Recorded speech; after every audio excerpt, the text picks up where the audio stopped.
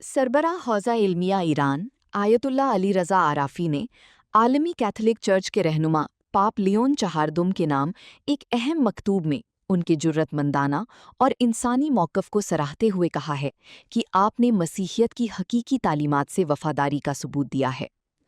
अपने पैगाम में आयतुल्ला आराफी ने मौजूदा आलमी हालात का जिक्र करते हुए कहा कि आज के दौर में जब जुल्म के खिलाफ खामोशी ताकतवरों और नाम निहाद इंसानी हुकूक के दावेदारों की जुबान बन चुकी है और कई आलमी रहनुमा सियासी मसलहतों में उलझकर हक गोई से गुरेजा हैं, ऐसे में पाप का बेगुनाहों पर बमबारी की मुजम्मत करना एक रोशन मिसाल है। उन्होंने इस आवाज़ को तारीख दौर में रोशनी की किरण करार दिया। उन्होंने मज़ीद कहा कि हज़रत ईसा अलैहिस्सलाम, जिन्हें मुसलमान भी उलुल अज़्म अंबिया में शुमार करते हैं, हमेशा अमन, रहमत और मज़लूमों की दिफा का पैगाम देती रही हैं और पाप का हालिया मौक़िफ़ इसी इलाही तालीमात की अमली तस्वीर है।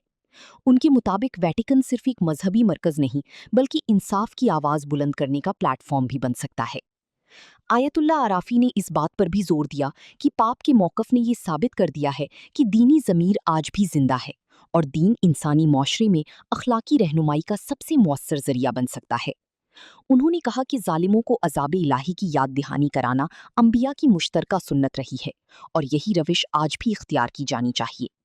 ख़त्म बैनुल मज़ाहिब हम आहंगी पर भी जोर देते हुए कहा गया कि कुरान अहले किताब को मुश्तरका अक़दार की तरफ बुलाता है और आज ही मुश्तरका नुक्ता इंसानियत का दिफा और जुल्म के खिलाफ खड़ा होना है। आयतुल्ला आराफी ने ऐलान किया कि हौज़ा इल्मिया कुम वेटिकन के साथ इस सिलसिले में मज़ीद गहरी ताउन के लिए तैयार है ताकि इस अखलाकी हम आहंगी को एक आलमी तहरीक में बदला जा सके। आखिर में उन्होंने इस उम्मीद का इजहार किया कि अंबियाए इलाही की मुश्तरका तालीमात, जिनमें हज़रत इब्राहीम, हज़रत मूसा, हज़रत ईसा और हज़रत मोहम्मद सल्लल्लाहु अलैहि वसल्लम शामिल हैं, आज भी इंसानियत की रहनुमाई का सरचश्मा हैं और दुनिया में इंसाफ की आवाज़ एक दिन जुल्म व तशद्दुद पर गालिब आएगी।